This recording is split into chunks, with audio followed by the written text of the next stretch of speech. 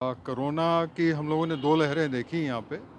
पहली लहर में तो लोगों ने काफ़ी प्रिकॉशन लिया, लेकिन कहीं न कहीं फर्स्ट लेयर के बाद जो हम लोग एकदम निर्भीक हो गए थे, निडर हो गए थे, उसका परिणाम हमको दूसरी लहर में देखने को मिला।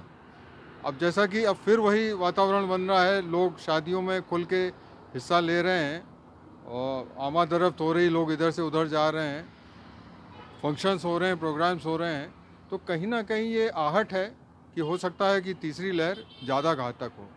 और अभी-अभी साउथ अफ्रीका में एक ओमिक्रॉन करके एक नया वेरिएंट आया है, जो कि जिसके बारे में पढ़ने में आया कि बड़ा भयावह है वो। मतलब 100 दिन में जितना फैलेगा वो 15 दिन में फैल जाता है। तो इतना भयावह है, तो उसके लिए अपने को बहुत ही प्रिकॉशन की ज़रूरत है। मैं तो ये आग्रह करूँगा सरकार से कि उसके लिए जो टेस्ट हैं, टेस्ट रेगुलर होते रहें और रेगुलर उसमें अलग-अलग जगहों पे चलते रहें।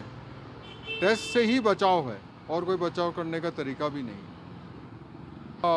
हिंदुस्तान में तो यही है, बिना सख्ती के कोई काम होता नहीं है। सख्ती के ही प्रभाव से इसको कम से कम थोड़ा प्रतिबद्ध किया जा सकता है।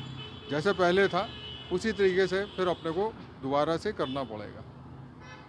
अ, पिछले 3 महीने में हम देखें तो शायद नवरात्र के बाद से पॉलिटिकल हलचल, मैच हुआ, शादियां हुई, दिवाली हुई, तो ये अंतहीन एक सैलाब सा लोगों की भीड़ हम सड़कों पे देख रहे हैं, सामाजिक आयोजनों में देख रहे हैं।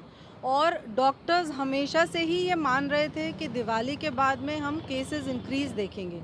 आप देखेंगे तो नवरात्र के बाद से ही फ्लू के केसेस तो बढ़ने शुरू हो गए थे, लेकिन टेस्टिंग क्योंकि बहुत कम हो गई थी, तो इसलिए हमने कभी टेस्ट ही नहीं किया कि वो कोविड जनरेटेड फ्लू है या रेगुलर फ्लू है।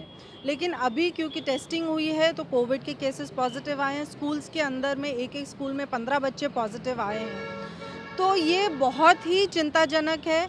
ज़रूरी है कि गवर्नमेंट तुरंत इमीडिएट बेसिस के ऊपर में अपनी टेस्टिंग को इंक्रीज़ करे। लोगों को भी, जितनों को फ्लू के सिम्पटम्स आ रहे हैं, उनको भी चाहिए कि वो अपने आप को कोविड टेस्ट करवाएँ, क्योंकि जैसा अभी आपने कहा, ये जो साउथ अफ्रीकन स्ट्रेन है, ये स्ट्रेन जो है, ये फ्लू लाइक सिम्पटम्स भी ज़रूरी नहीं है पैदा करे, और ये आपके नेज़ल जो नाक में से स्वॉब लिया जाता है उसमें भी डिटेक्ट नहीं होता, और ये 3 दिन के अंदर ही आपको डायरेक्टली आपके लंग्स को हिट करता है, और मोर्टालिटी इसकी बहुत हाई है। जैसा अभी हम ऑलरेडी यूके, ब्रिटेन में और जर्मनी में जो इनके केसेस मिले हैं उसमें वो देखते आए हैं। तो क्योंकि हमारी पॉपुलेशन इतनी ज़्यादा है, जितने भी सामाजिक समारोह होते हैं उसमें कोई सोशल डिस्टेंसिंग या मास्किंग फॉलो नहीं होता, तो दोनों का, सरकार की भी जिम्मेदारी है और हम लोगों की सबकी भी जिम्मेदारी है कि ये न्यू स्ट्रेन को बिल्कुल भी हमारे देश में एंटर ना होने दिया जाए, और इमीडिएट बेसिस पे सारे रिस्ट्रिक्शन, सारे कोविड प्रोटोकॉल्स को फॉलो किया जाए। सैंपलिंग बढ़ानी चाहिए सरकार को। बिल्कुल, जितनी ज़्यादा हो सके इमीडिएट बेसिस, जैसा मैंने कहा कि क्योंकि जितने भी फ्लू के केसेस आ रहे हैं, अभी कोई जाँच नहीं करवा रहा।